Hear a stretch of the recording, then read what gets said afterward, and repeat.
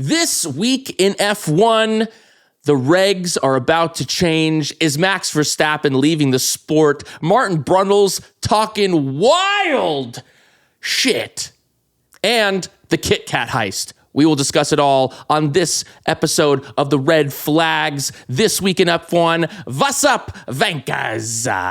What's up, Vankers? How's everybody doing? How are you doing? We've got a long time before our next F1 race in Miami. But Matt, Miami is the start of a new dawn, hopefully. The start of a new Formula One where Max Verstappen can be happy and everyone can shut the fuck up about the regs, because on April 9th, which is, when's this episode coming out? This episode comes out on April 6th.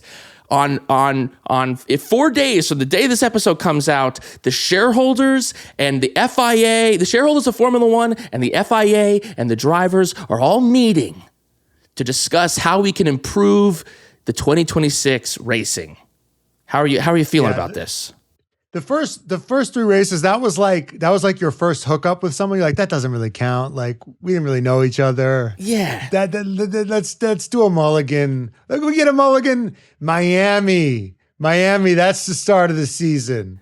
That's where love begins in Miami. That's where the love begins.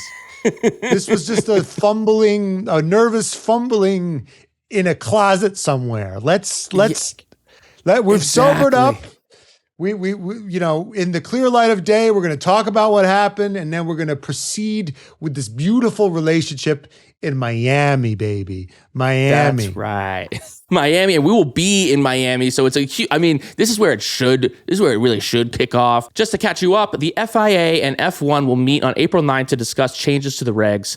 Priorities include safety, increasing competitive nature of qualifying, and speed management on straights. Drivers, including Carlos Sainz, who's the head of the GPDA, warned the FIA about safety risks and were frustrated by the current nature of racing. Obviously, we saw everything that happened in Japan. The Ollie Behrman crash really kind of woke everyone up as to the issues there. Also, qualifying has been the consistent issue. The yo-yo racing, they are not planning on really touching right now. That for right now is on the back burner. There's been, as much as people don't want to admit, some people don't necessarily think that it's the worst thing in the world, but I think everyone has a consensus that Saturdays have taken a huge dip and that we need these guys to be going through, the fast corners at top speed and pushing everything to the limit. So they've proposed 6 solutions to this.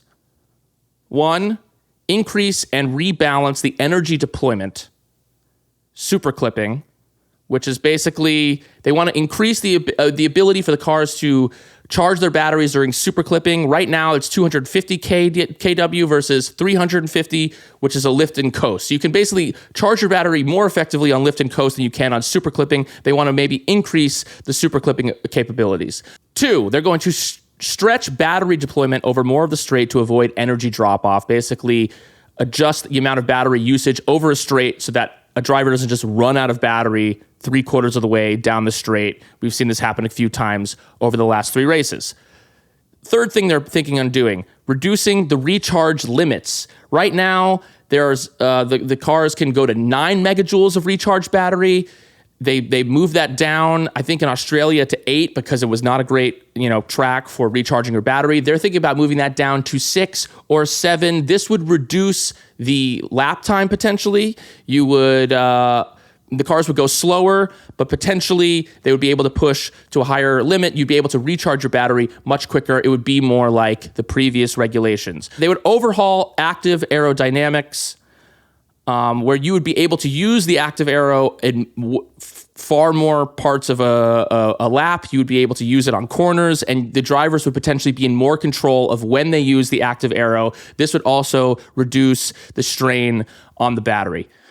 Adjust engine balance. Basically, the engines do more and the batteries do less. Right now, it's basically a 50-50 split. They would maybe have the engines produce more of the power and the battery produce less. And they would simplify overly complex rules, confusing constraints that can penalize drivers for deploying energy at the wrong time.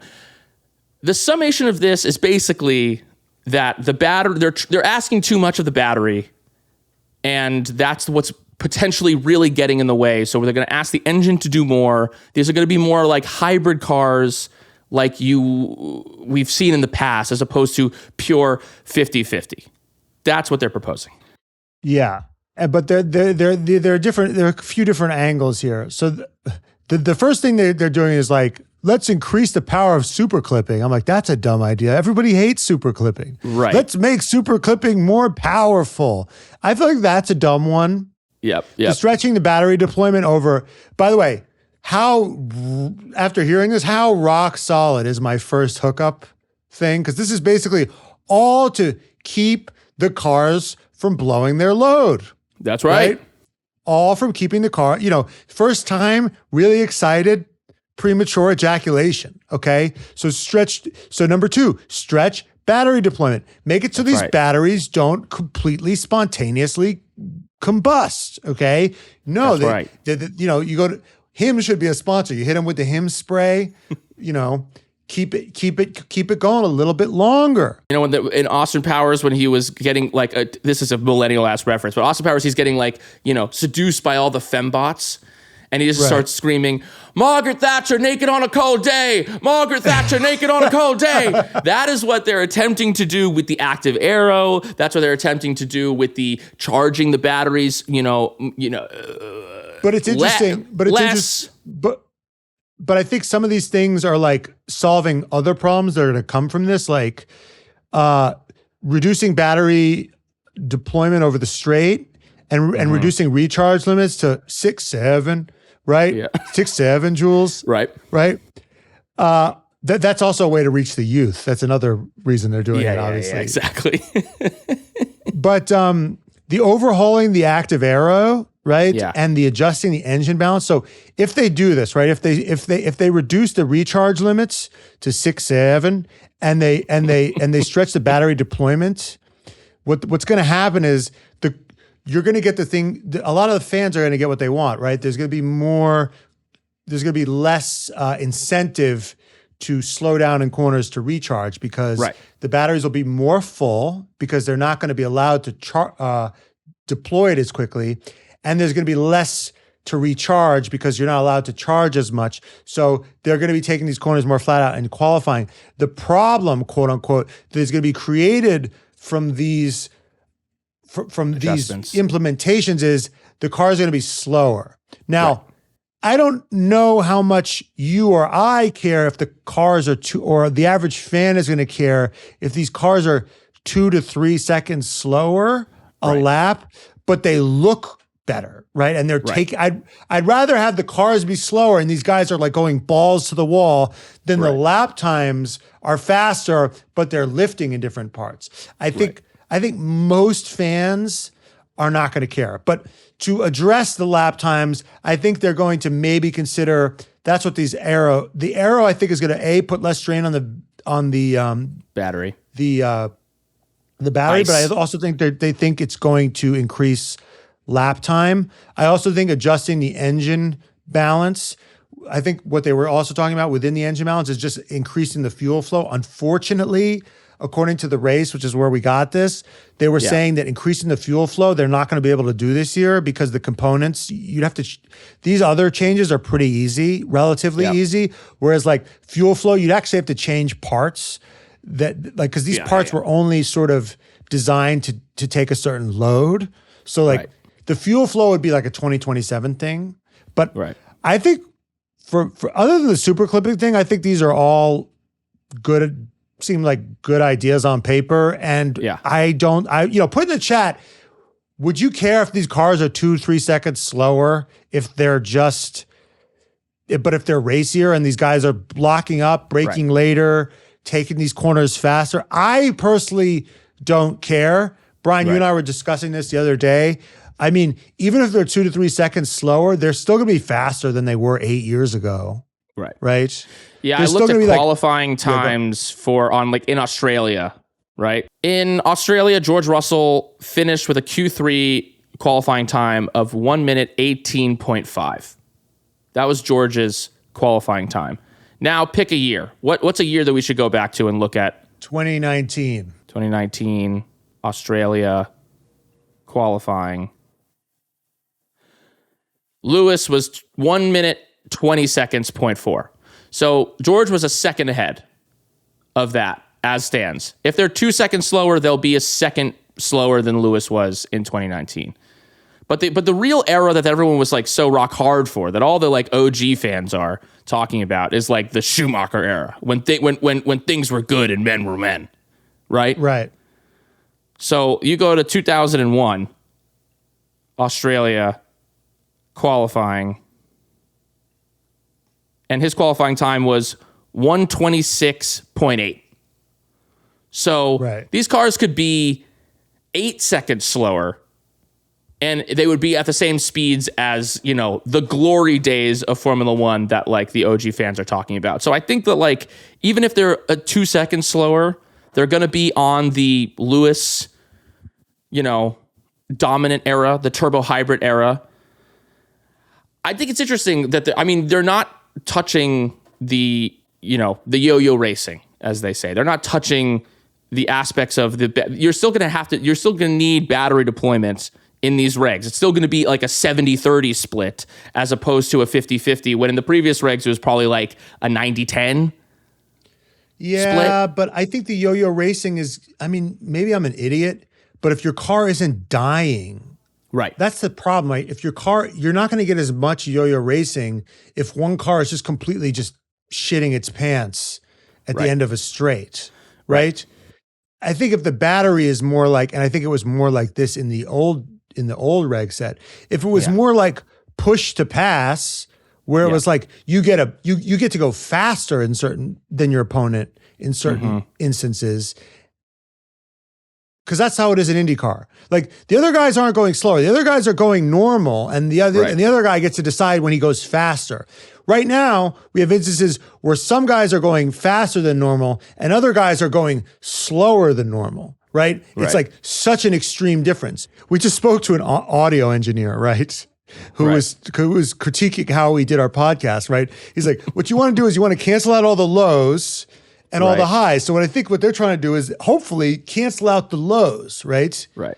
Get rid of all the quiet parts of the when the car just dips way below the normal threshold to keep so they're all the cars are going at least a certain threshold all the time.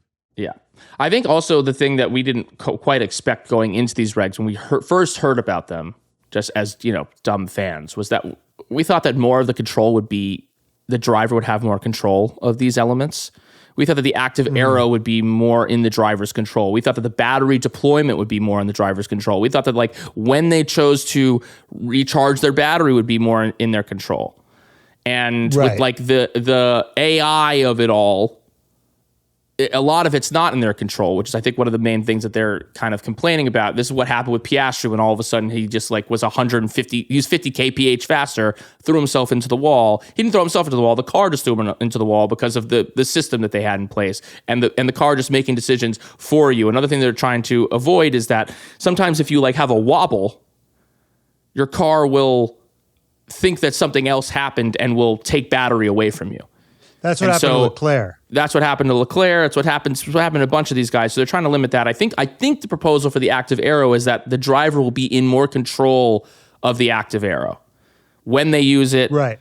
When they don't. There won't be zones. You can use it whenever you want. You can use it whenever you want, and the drivers will be in control of that, which to me seems awesome. That seems like a great thing. I mean, like I think, and I think when we talked to lower lap time, we talked about the Max Verstappen advantage, and I think like if in my brain, I think that if Max was able to be in more control of some of these elements, he might like them a bit more.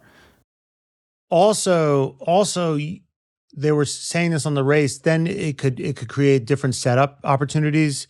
Right. So you could bring a bigger wing, maybe you get more downforce, and then also when you open it, you get more. So it's like who's going to bring? It's sort of. You get to have more fun with the wings you bring because the movable aero becomes more of a factor. I want to shift a little bit to the overarching thing that's happening here, like the macro level of these regs and the kind of the drama that came with them, whether you just are a purist or a Max fan who just thinks that they're horrible, or whether you are kind of like open to the idea of some of them, because I do think, and we've talked, and I still hold that like some of the things that I've seen up track, I have not hated. I have enjoyed the back and forth element of this, and if it can feel like it translates to driver skill, I think that's a great thing. If it can feel like these guys are actually like getting overtakes done through their own skill and not through, as they're saying, it's just completely artificial. Even though at times we've seen racing that to me didn't feel, sometimes you see a pass, you're like, well, obviously there was no chance of anything else fucking happening there. But as we've seen the teammates battles, we've seen the Ferraris battle enough, we've seen that to be positive racing. But I think the overarching thing that's happening here and with these regs and why they have been a failure in certain ways, because that's all anyone can fucking talk about this year. And this year where there's more, hopefully more eyeballs on them than ever. They've just done this big deal with Apple. They're trying to really become that mainstream thing. Now this season, all anyone can talk about are the regs. And that's a failure on Formula One's part, because that's not what they want to fucking happen. They want the conversation to be about the racing. And I think we were discussing when they first decided to make these regs, when they said, what's 2026 going to look like? Formula One was in a vastly different place than it is right now. Right. Because they made that decision, what, in 2020? A long time ago. I mean, yeah. we'll keep talking while Jenny looks this up, but yeah, it was a long time ago. They were I think it was a different sort of mindset. They thought that EVs were going to take over the world, which we all did. Right. They were worried about how many manufacturers they had, because you don't want to be in a situation. They were almost in a situation where they almost had only 2 engine manufacturers. They would have had three. Well, they didn't necessarily know about Red Bull, but Mercedes, Ferrari. They didn't want to be in a situation where they only had 2 engine manufacturers. They thought that would be unhealthy for the sport. So they're trying to future-proof it. So they were trying to get Porsche, they were trying to get Audi, but what's interesting is, I think somewhere along the way, the drivers became superstars. Right. And they haven't really adapted. Right. And now all anybody cares about is what the drivers think. And now it's like the drivers aren't having fun. Right. The drivers are bad. And I think a guy from GP fans said this. Yeah. Like GP, one of his GP blogs. I think somebody said, I don't know who said it, but he's made a really good point, which is like, could you imagine if Jack Black and Anna Taylor-Joy and Charlie Day was like, just came out in Japan and was just like, I fucking hate the Mario movie. It fucking sucks. I hate working on it. What a misery it was. Like, Brian, you're an actor. Like, there have been projects you worked on that you fucking hated, but you don't say that publicly. Right. You go, if somebody in the press or somebody asks you, you had a great time, right? Because you know that you're not supposed to bash the product that you worked on, right? It's just, you have no idea whether Charlie Day had a good time on Mario. You've no fucking clue. But they dancing. They dancing on the track, baby. They're all best friends. I mean, I know I know of like casts that fucking hate each other. But then you see them on press tours and they're all buddy. When they're on Kimmel or whatever, they act like they're best fucking friends. Now, here's the problem. These drivers are not going to do that. They're not. Right. They're not. Max Verstappen is not going to be like, oh, these regulations, we're besties. They're not going to be playing games on Fallon with these fucking regulations. That's not how they're not the same. They're not wired that way. They're not company men like that. They said we have to hear that in the early 2020s was when the initial planning phase began.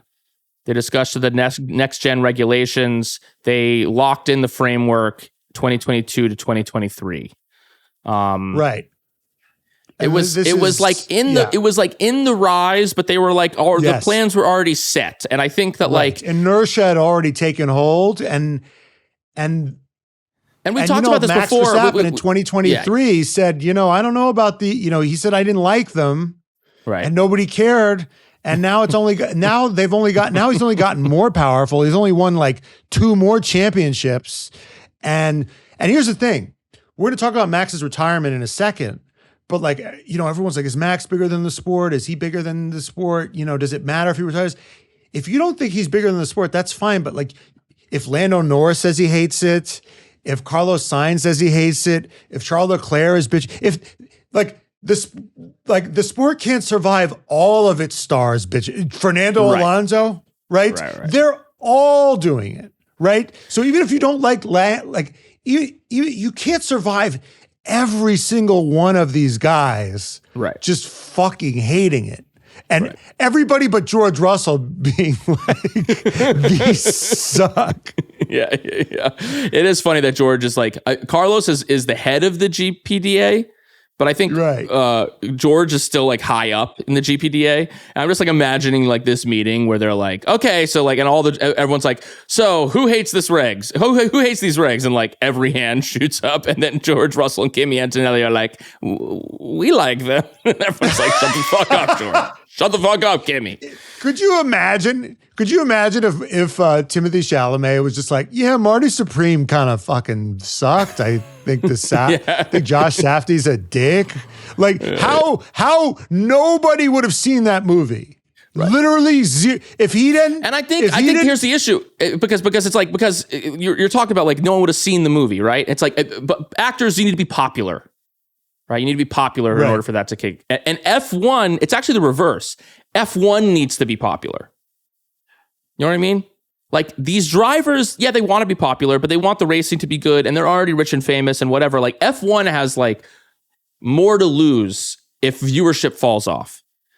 So they actually have like more of an incentive to keep them happy than they need each other. They need each other, of course. And I think this is a little bit like where some of the frustration is. It's just kind of like, are you, it's like, I don't know, because I really hope that these adjustments work. And I hope that the drivers can feel better about what they're doing on track. Because I guess I think that some of the aspects of the racing, I think them trying to find a way and them looking to the regs, because there's twofold what's happened with the regs. The reason that they've gone for these engines is because of they want big business. They want manufacturers. They want Audi. They want Cadillac. They want big business because for the entirety of F1's history, big business was how it fucking ran. That's what made the ship fucking sail. Now the fans and the popularity of the sport is a new player in this thing, and that the teams can actually be profitable for forever. These teams running an F1 team was a money losing proposition unless you had big business on your side, and even then it was a potentially money losing thing. It was but what they made it was marketing. They made up for it in the aggregate. It made up for itself in the aggregate. Now they're caught between these two things, and I just really hope that they can figure out that they can kind of like check these boxes, because I also think that them trying to think of the product in terms of these races not being procession-like is important.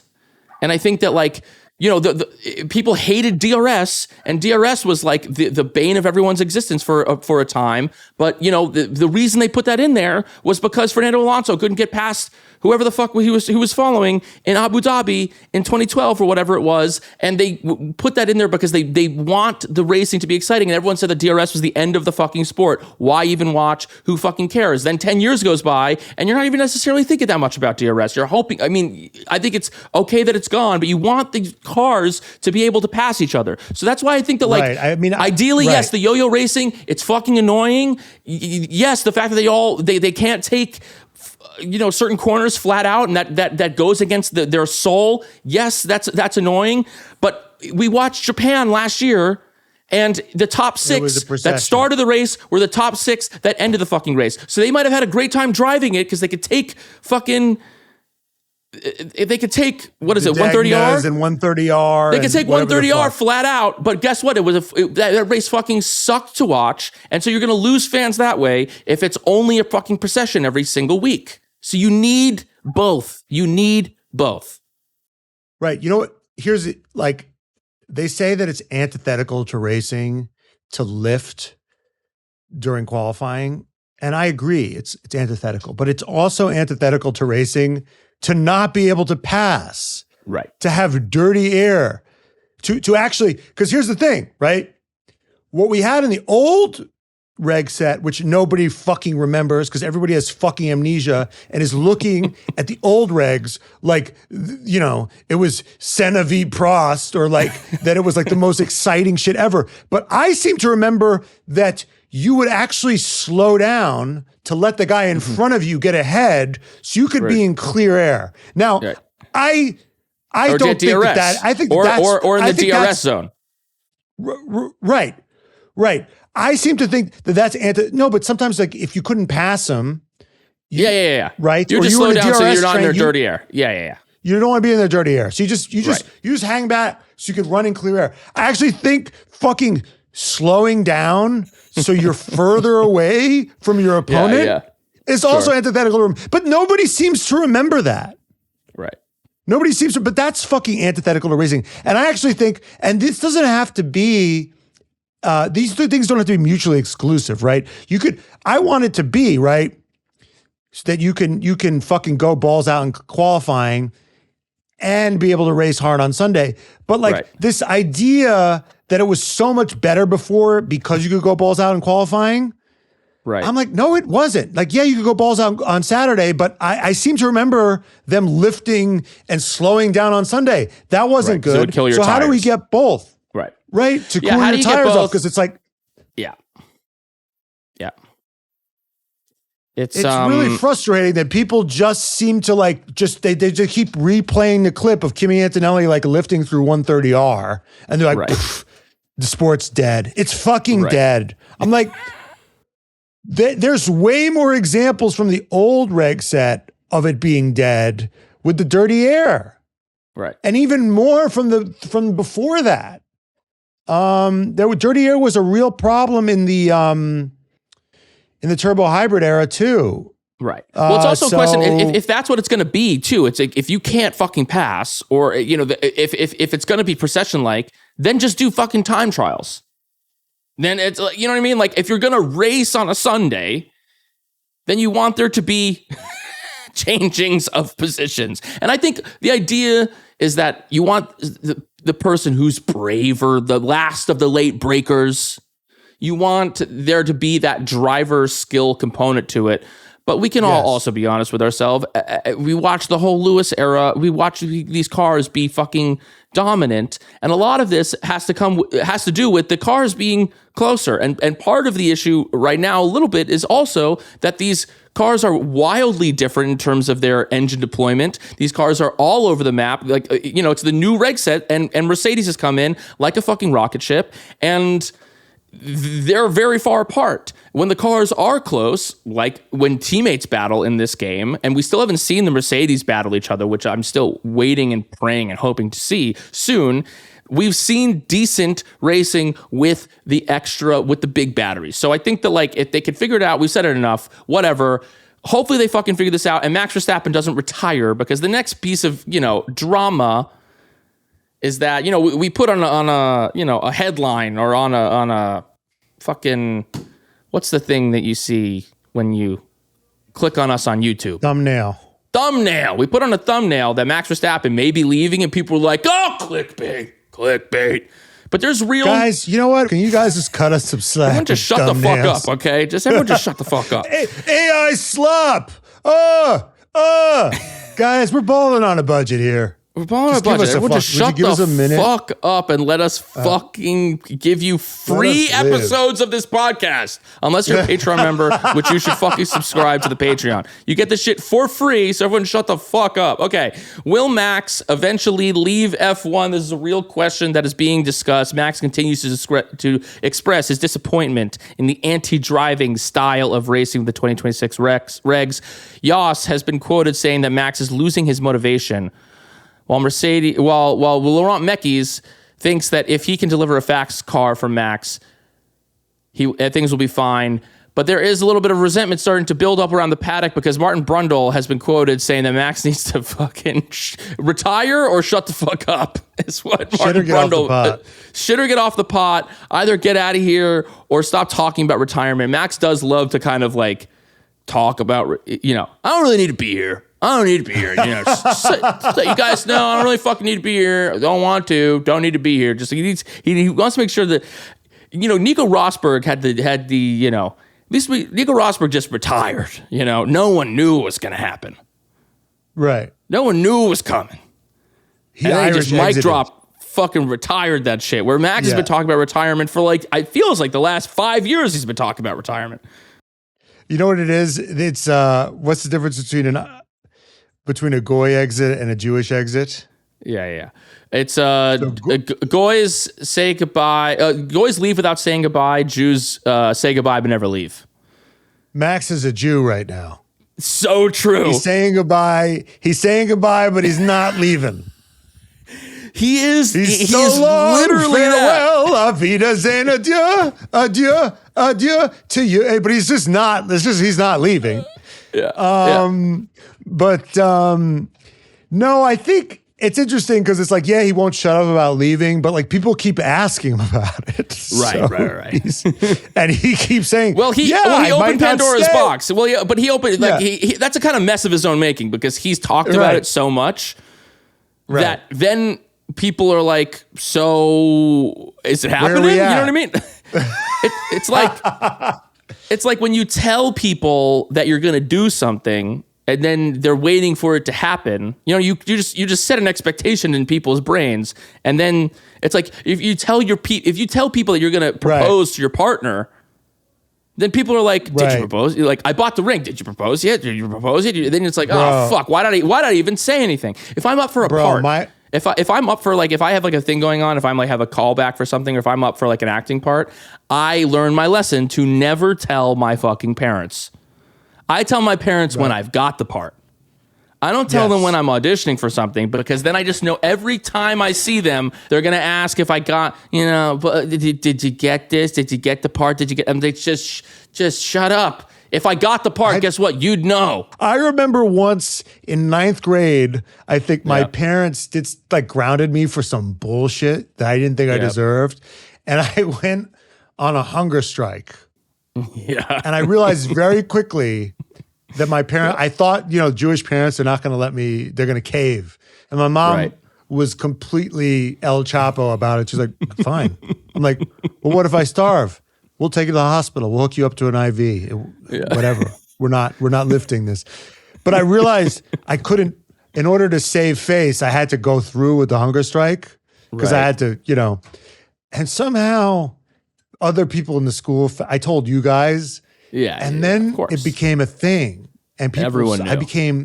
Everyone knew, cute girls that would never talk to me were like, so mad, I hear you're going on a hunger strike. And I was like, yeah.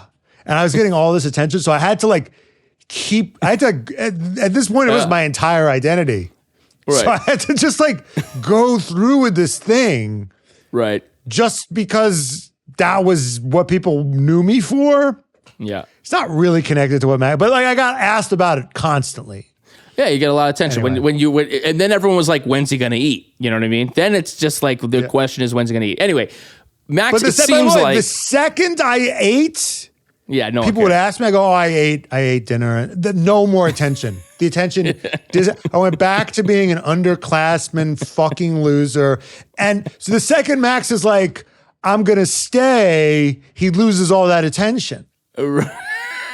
Right. Well, it seems like, according to some reports, he's closer than he ever has been to retiring. Apparently, he met with Stefano Domenicali in February, of which Domenicali said, we had a very constructive conversation in which he clearly explained what he believes needs to happen. Max is part of the future of the sport. It's important that we listen to him. Now, what drivers have been saying kind of in the wake of all this is that they're not listening to them. Lando Norris had that, kind of quote saying, they say, why don't you talk to the FIA? And he goes, well, they don't listen to us. Why don't you talk to F1? They don't care about what we want. Now, I think that they're pushing. And I think the argument for Max piping up, the argument for all these guys piping up is that we're still early enough in these reg sets that there hopefully changes can happen. Because once you get too solidly into them, then, it's locked. They talk about that all the time with like the engines. The engines are locked. We're locked now. This is what it is. No more adjustments. Knives down. Chefs, knives down. And I also think the front, it's still malleable. I think there's still, the F1 is still enough of a stem cell that they hope that it can grow into other things. And I think part of these regs that they kind of anticipated some of these issues, so they left some of this stuff to be a little bit open-ended, which is why they're maybe making these adjustments. But I also think some of the frustration is that they were telling them about this beforehand, privately, right? And they didn't listen. And so some of this public bashing is because, I told them privately and they didn't listen. So now I'm lashing out publicly as punishment. And it really sucks when you tell somebody don't do this and then they do it and then they're like, well, help me with this problem. And you're like, well, I fucking told you. We could see it on the simulator that, like Max said, in 2023, I think the problem's going to be X, Y, and Z. Right. And you didn't give a fuck. And now it's, now we're in the 11th hour and the homework is due, the next day. We're in the middle of it. It's like, it's exasperating. They've got an extension. This is an extension. The homework was, it's already done. And now they're like, can I get it extended for like 3 weeks? 3 weeks? 3 weeks? It's really, the other headache, right, is I think a lot of this, the other headache is like, the teams are going to approach this with like, do I get more of an advantage or less of an advantage? Like, the teams aren't approaching this from like, okay, so like, what's going to be the most entertaining? Right. Like if Ferrari is like, this is going to hurt me competitively to make this more fun for the fans or the drivers, they're going to be like, absolutely not. I mean, I think one of the reasons Mercedes was pushing for this from the get-go is they knew they could win this reg set because they were in Formula E, right? Toto, I think, engineered this regulation set specifically. He was probably like, EVs are the future. We need to look to the future. The planet is dying. Think of the children, right? That was probably what he was saying. But he was saying, think of the children. He was thinking about one child, and his name was Kimi Antonelli. That's the one child he was thinking of. Think of the child. Think of the child. Think of my child, Kimi Antonelli. Think of the child. Right. But in the back of his mind, Mercedes was learning how to do all this shit in Formula E. Right. And they knew that they could probably fucking win it. Right. So that's the other thing, right? Because, the starts, McLaren are like, Andrea Stella is like, these starts, they are dangerous. Right. And Fred Vasseur is like, I think the starts are pretty safe, if you ask me. I'm like, it's really not so much about safe. So a lot of these teams, it's less about safety and fan enjoyment and more about, and that's why the FIA, who is, being, I'm sure, very well run by a guy who won an election fair and square. See, this is why you need free and fair elections, right? Right. And F1 need to step in and be the adults here and fucking make something happen. Well, it's also like we talked about that they might adjust these, engine deployments, right? They might adjust how much the battery can give off, how much the engine gives off, and that might make them all 2 seconds slower. And they're going to need to be really strict about how they enforce that, because if you're a team principal or if you're a boss and you're thinking to yourself like, okay, how can we like do some of this and not all of it? And how can we be a little bit faster on the, it's like if they're just, it's not what these engines and these power units were designed to do. They're going to have to adjust them. So I just like, I don't know, I leave some room for foul play of like, how well they're going to be able to enforce all this shit. And if they're going to change so much shit mid-season, are some some shady engine modes going to fall through the cracks? As long as they could take a Rouge flat, I don't think any of these people seem to care. They don't. No one seems to care. No, we had a decent race in Suzuka. We've had decent race. We had a decent race in Japan. Yeah. Sorry, we had a decent race in China. We've had 3 decent races, but they lifted in the corner that they went fast before. So fuck. I know. This whole thing. I'm really torn. I am torn because I understand. I do want them to be able to take Eau Rouge flat. I get it. I want to see it too. But I also want the racing to be not a fucking procession. So if they can figure out Saturdays and people can shut the fuck up for a second, then I think we maybe have some good racing and we can focus. Because here's the thing. I don't want to be talking about this shit. I really don't. We were talking about this. My manager just got into F1 30 seconds ago. He loves Max Verstappen. He texts me, these regs are bullshit. I'm like, you don't know what the fuck you're talking about. A lot of these people know wheel. A lot of these people know more wheel than I do, for sure. Yeah. So many of them. But a lot of them don't know what the fuck they're talking about and are just taking their cues from the drivers who are not having fun. Right. So there has been some backlash. If they had not said anything, if these drivers had not said anything, would have been perfectly happy with the product on screen.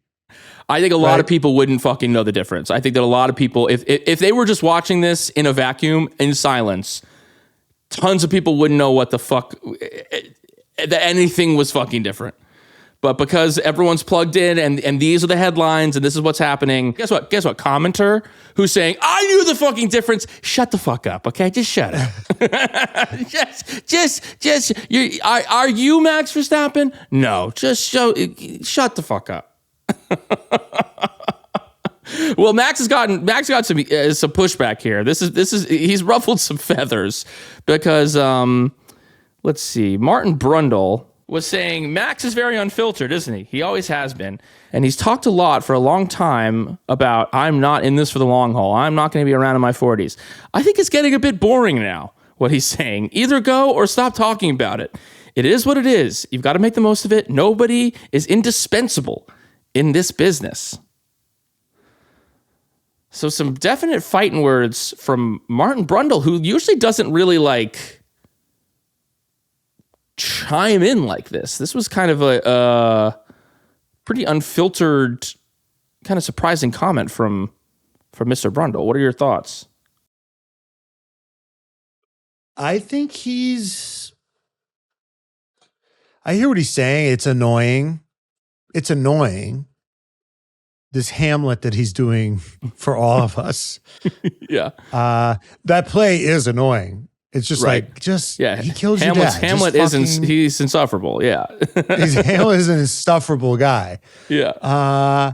But I don't think he's correct. I mean, when you think about any era, it's the Prost Senna era. It's the Schumacher era. It's the Jim Clark era. These eras are defined by their greatest drivers.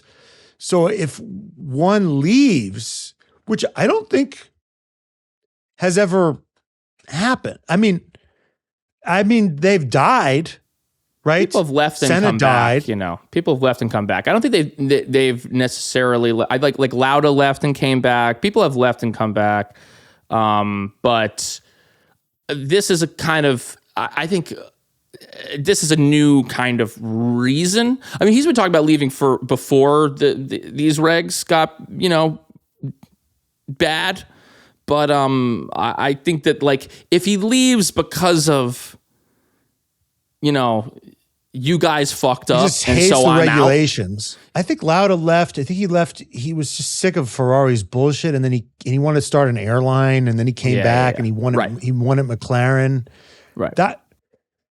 That was one. I mean, it was interesting. Senna died, and then it was right when Schumacher was ascending. Right. So it was very clear. When Alonso left, it wasn't. Alonso was like, I don't know where Alonso left because he couldn't win. He was stuck at McLaren. Right. And there was no path for him. And now he's back and he's winning. There was no path for him back, so he left. There wasn't like Max could go. If Max left, it wasn't because he didn't have an option, right? Max could probably force his way onto McLaren. He could probably force his way into Mercedes. He could probably fucking force his way into Ferrari if he wanted to. It would be purely because he just is fed up with this shit. Right.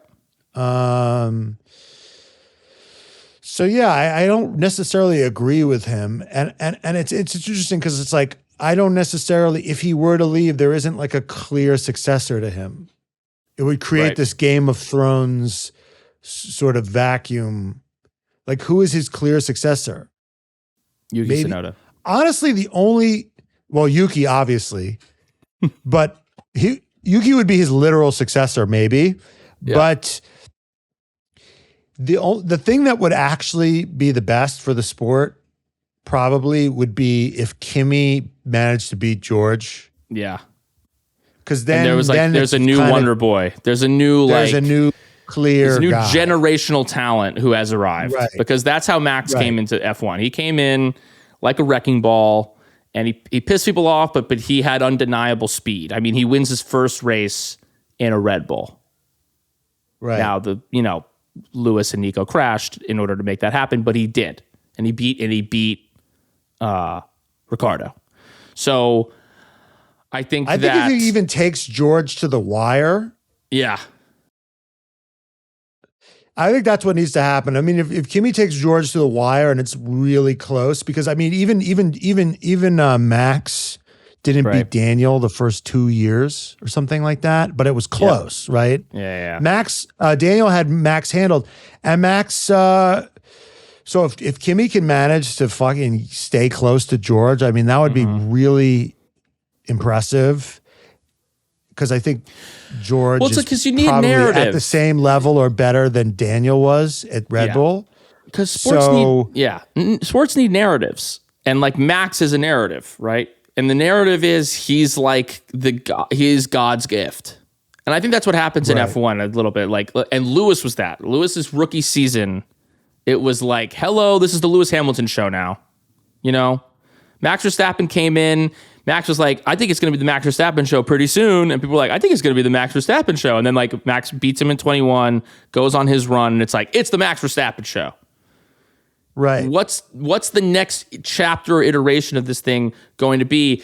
And yeah, I think you're right. I think you do want, I don't think F1 wants it to be George Russell. I mean, I think British media wants it to be George Russell, but I don't think like F1 as like the brand. If you're going to choose a guy to hand the baton to, if it's not going to be Max, if Max is not long for this sport, I think in terms of like these young guns, you want it to be Kimi, or you really, what they all would really want is it to be fucking Charles, because like if Charles could be on a winning team and actually take, like, he's a better front man if you had to choose a front man. If Formula One said, okay, I got my 22 guys, who would I want to be the face of this fucking sport? You would want it to be Charles Leclerc.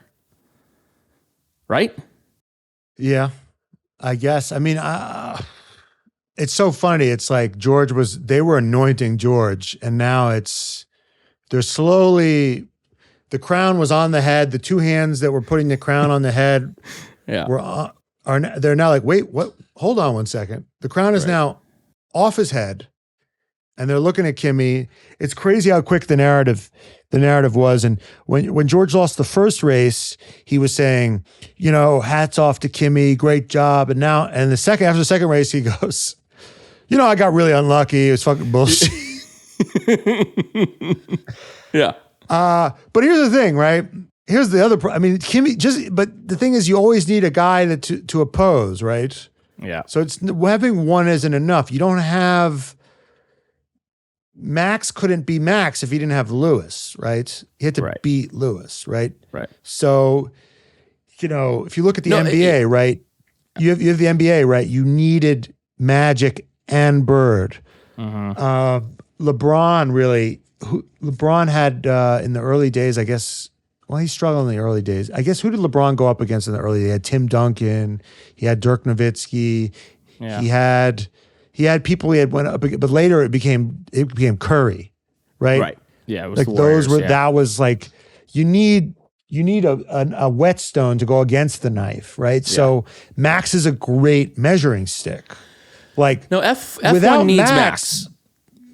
Right. Like what? Think about how much better Max made the Orlando Oscar thing. He kept that team honest. I mean, think about how indulgent and what a bunch of like he made them. Mm-hmm. They would have been in complete jerk offs if there was no Max. So, they need. I've just talked myself into they need him. They need him. No, they do need him. Well, here's the thing. It'll be, and this is what we said before the season even started, was like, it will be so wildly embarrassing for Formula One to have botched these regulations this badly that it kind of finally pushes your number one guy, the current face of F1, to quit.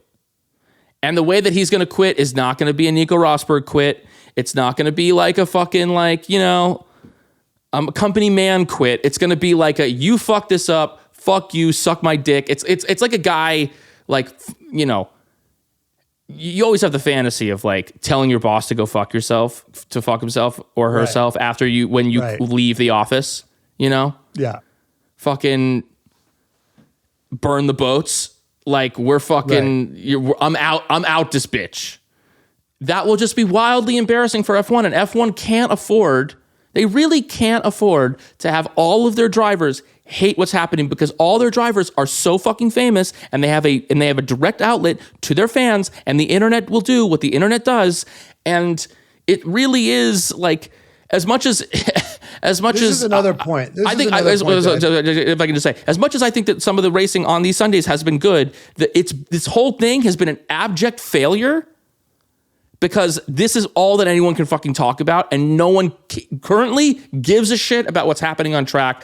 In terms of who's winning, they only really care about what's happening on track in terms of the fact that the drivers all fucking hate it and F1 fucked up. That's what the season will be. That's what the season will be remembered for. Here's what I will add. That Martin Brundle is right in the sense that F1 was bigger than Max, in the sense that, yes, the people that have been watching forever, like the hardcore fans, the old guard, they will keep watching, right? But in terms of the new fans that they've just gotten, that have maybe committed for 1 to 3 years, right? Mm-hmm. That have not been watching this their whole lives, right? Who've not committed their whole lives to this shit, who have not seen stars come and go. Right. I think for them, that's not true. They've got attached to these personalities. And F1 needs to do everything they can to keep these new fans engaged for as long as possible, so they do have some real equity in F1, right? Because it's like, if you've been watching the Bears, if I've been watching the Giants for years, like, they get a new quarterback, I'm not necessarily going to care because I'm invested in that franchise. Mm-hmm. But if I've just been watching, like if I just like fall in love with one guy and he goes to the Jaguars and then he like retires, I'm not necessarily, if I fall in love with Trevor Lawrence for whatever reason, my love of the Jaguars is not necessarily going to stay once Trevor Lawrence is gone, right? Right. It's not.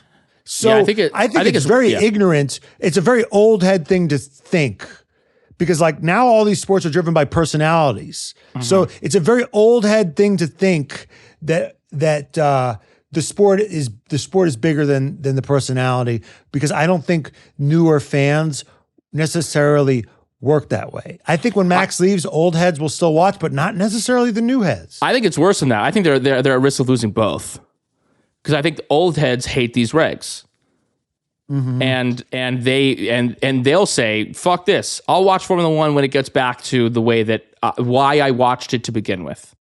It's gone too far. We've gone too far from home base here. So I think Max speaks for the old heads, ironically, even though he's a young man. And so you're at risk of losing a guy like that, and then you're at risk of losing a guy like your manager who loves Max and got into the sport 3 years ago, and is like, if Max isn't racing, I'm not fucking watching. Fuck that.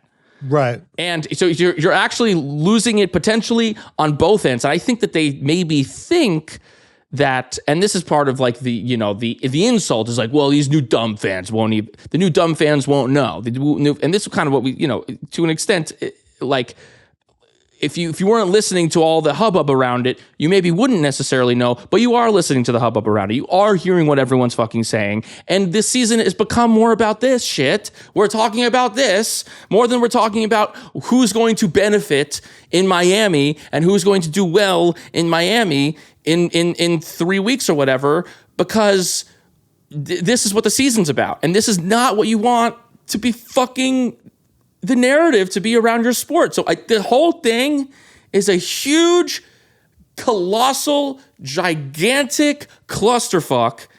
And I think I do think that like some heads need to roll here. Like whose head's gonna roll? They're gonna get rid of they're gonna fire the head of the FIA. He's president for life.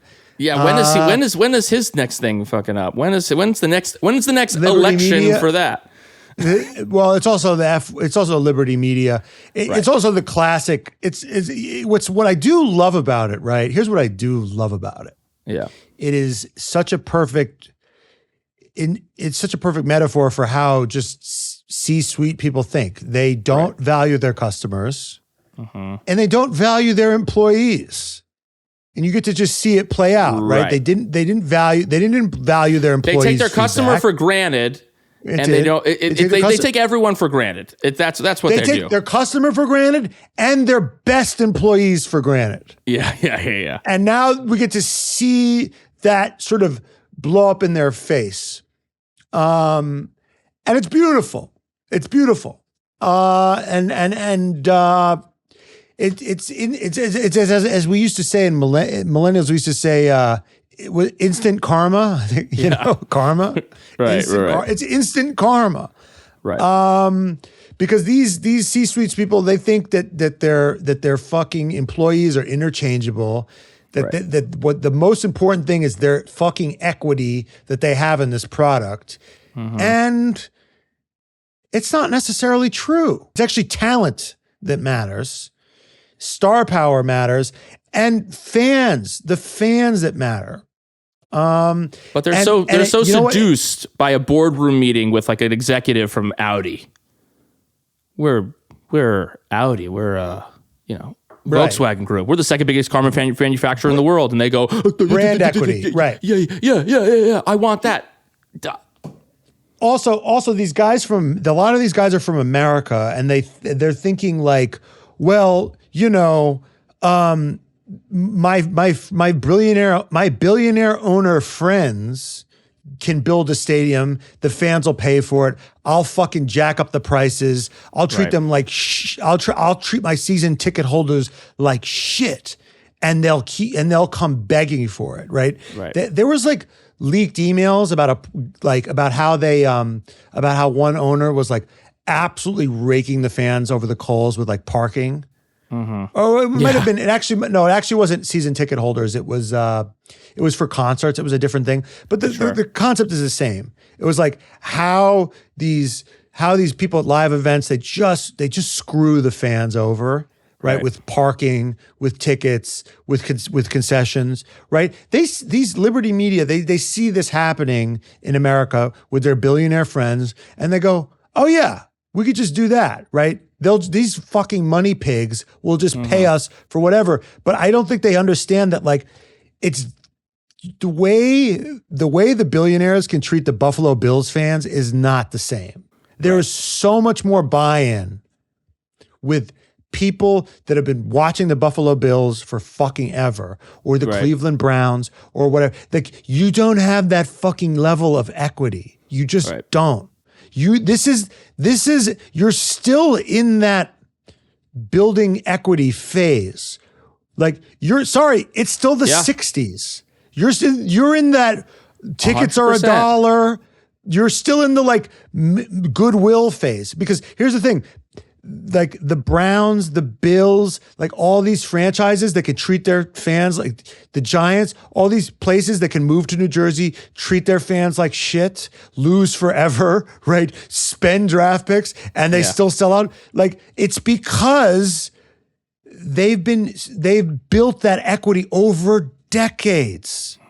Because I went with my dad and he went with his dad, and tickets used to be $1. Right? And everything used to be cheap. And then very slowly the noose tightened. Yeah. Very fucking slowly. They boiled the frog.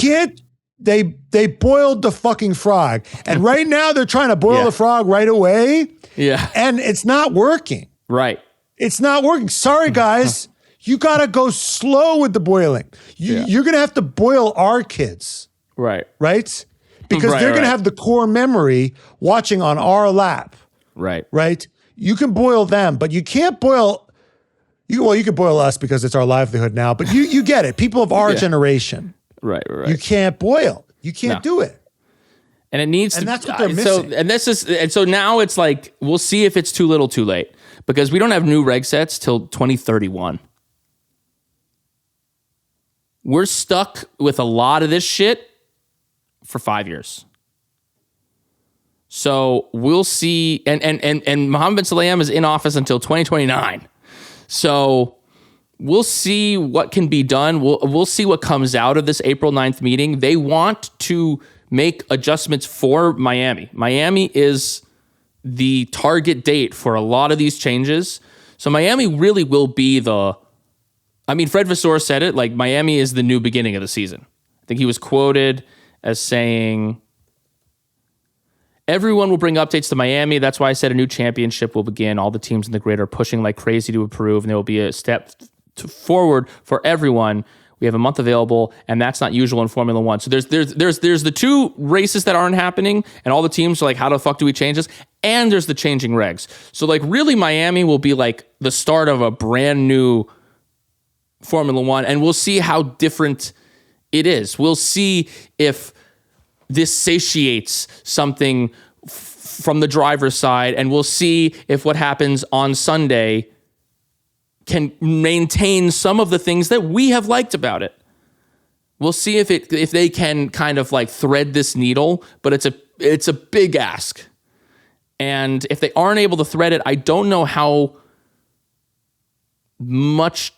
I mean, maybe in 2027 they can change some of it, but like they can't ask these teams to just build completely new engines. Like the engines are locked. How they use them may be different, and maybe they can figure out ways to get more out of the ICE component as opposed to the battery. Like maybe they can. I think as long as they can just get the batteries to be less of a factor and drain less quickly, right? Then I think this is going to be fine, and it'll just go back to like the batteries are just a little bit more of a factor than they were in the last regs. Right. And I think it'll be fine. And I think if they can get some fucking discipline, if they can say, guys, if we do this, can you guys just shut the fuck up, please? We're trying here. Yeah. We're trying here. If they can be heard, if they can feel heard, like sometimes what you need is to feel heard, and clearly they haven't felt heard. They also need a stronger. It's also their own fault. Like their union I don't think their union has any teeth. Like when was the last time they had a fucking lockout? Right. Like they could, like the NFL, the NBA, they have a really strong union. Right. So like they could have like a collective bargaining agreement. Like we get to weigh in on some of these safety measures, some of these reg sets. Like they just don't do it. Like, I'd be curious to know how much bargaining power this fucking union really has. Right. Because the NFL and the NBA and the MLB, like, those motherfuckers will have a lockout. Yeah. Right?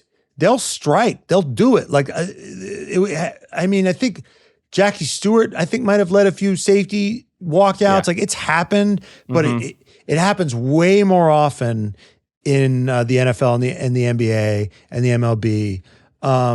These guys live in Monaco. They hate unions. These guys are conservative. They don't pay taxes. They fucking hate unions.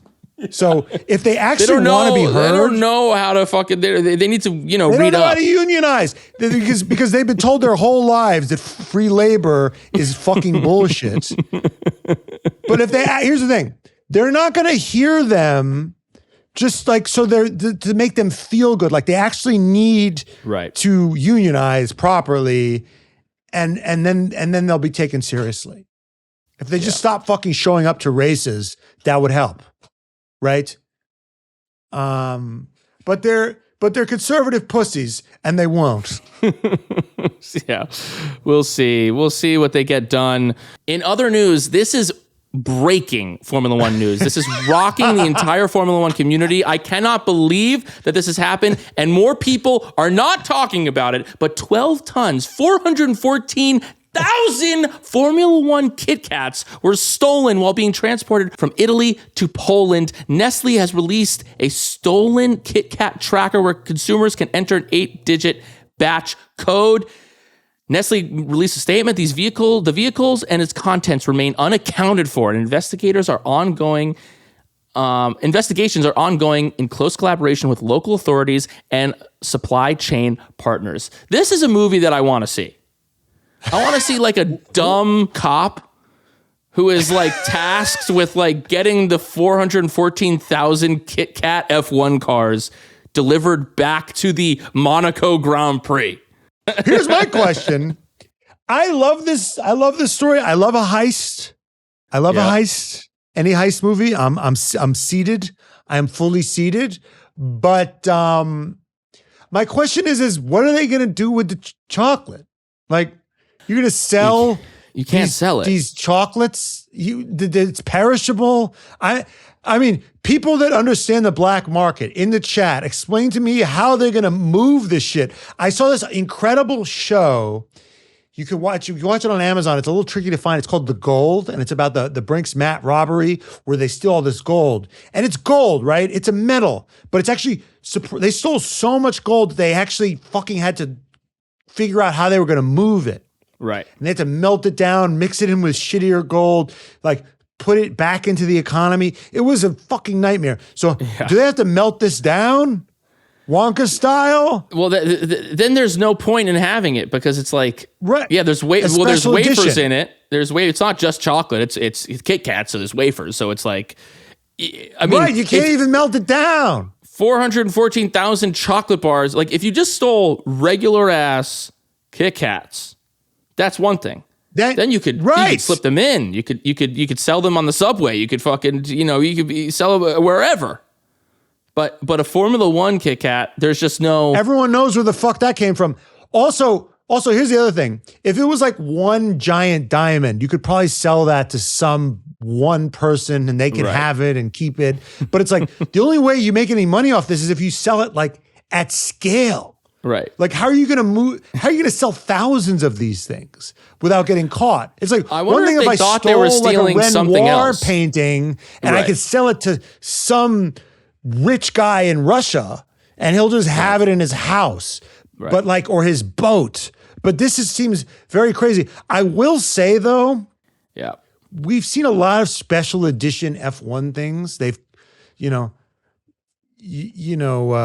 I do know one thing though, bitches, they come, they go, Saturday through Sunday, Monday through. A lot of these things have come and gone, but this people will remember. I'm wondering if this theft has done more for the Kit Kat brand. Been amazing for the Kit Kat brand. It's like the McDonald's it's like the McDonald's CEO. Yes. Sales went through the fucking roof. No. Really? Yes, everyone wanted to try this burger that they were launching this new burger. Sales have been amazing. Yes, dude. Really? Yes. Oh, because people have been buying it and then they're eating it. Filming themselves eating it. Yeah, I want to try this new fucking burger. It's like, when was the last time you were like, oh, McDonald's has a new product? Right. Here's the question. All press is good press. Right. Unless you're Formula One and all your drivers, unless you're Formula One and all your drivers talk about how much they hate the sport and all your friends are threatening to leave watching the sport, then not all press is necessarily good press. Right. No, but it's interesting, right? Like even the what was the name of that the CEO that was caught making out with that woman? Oh yeah. I don't know what the product was, but they played into it, and it's been amazing for their business. They right. Like it wasn't leaned good in. For that guy. They leaned in, and Formula One's leaned in. They've been like they've done a thing where it's like the different drivers looking underneath the cars. You know, when drivers, all those onboard cameras, and it's like looking for KitKats. Yeah. They're leaning in. This is going to be amazing for KitKat. I wouldn't be surprised if KitKat did this on purpose. And this is all a publicity stunt. It's like all these movies where everyone's like, oh, like they left their wife for this person. Like, they're actually in love. These two are actually in love. Remember Sydney Sweeney and Glenn Powell? When they were like, they're actually in love. That was all like, to drum up. Guess what? It worked.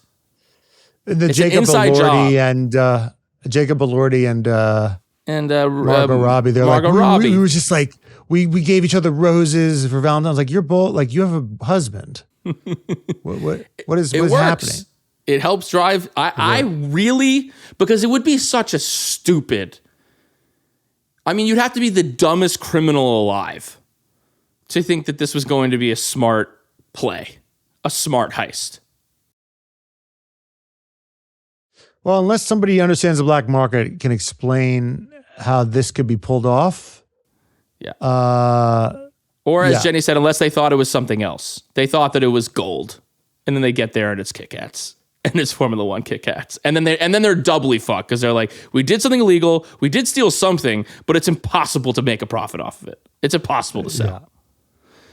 So that's the fucking deal. There's more shit, but we got a month before Miami, so we're going to talk about all the other things going on later. But April 9th will be a date to watch. We'll be fast on the press coming out of there, and we'll be discussing what changes actually took hold, which ones we think will be effective. Let us know in the chat if you have hope for the rest of this 2026 season, or if you just think that the whole thing's a fucking wash and you're done watching Formula One. Well, guess what? I think if you're watching us, I don't think you're done with Formula One quite yet. We sign up for our Patreon if you haven't yet. Pre-order our book. Link is in the description. And before we leave, we got to thank our daddies of the pod because we'd be nothing without them. So we got to thank Kayla, Robin, Jordan Texera, Jay Lingle, Spencer Grieve, Javier, Sheila Valeri, Chandler, Ali Santana, Carlo, Kimberly, Juelen, Alonso of My Face 69, Donya Denad, Deadbeat Daddy Muhammad, Jimmy, Kimmy, sponsored by Mommy of the Pod, Hollister 584, Delusional Science Fan, Kat, Future Dr. Dion, Steph Grossi, Laura, Emily Gillenwater, Cody Hull is my F1 Daddy, Branch W, Keep Up the Science Hate, Hunter Scruggs, Salmonella Mozzarella, I'm a Leclerc fan, and yes, it hurts, Jake Hess, George Russell is the evil Peter Parker from Spider-Man 3, Matt Edwards is always right, I wish I was Max and Danny's love child, Delaney Andrews, Henry Caskey, Miles Lewis, Alexander, Maggie B, Kaylee Breyer, Eve the Y, Devin, aka the Future Dr. Sullivan's PA, Courtney Frazier, Yuki Sonoda's other mother, Jenny is the reason I am a daddy, and Megan, Aaron, Pineapple the Y.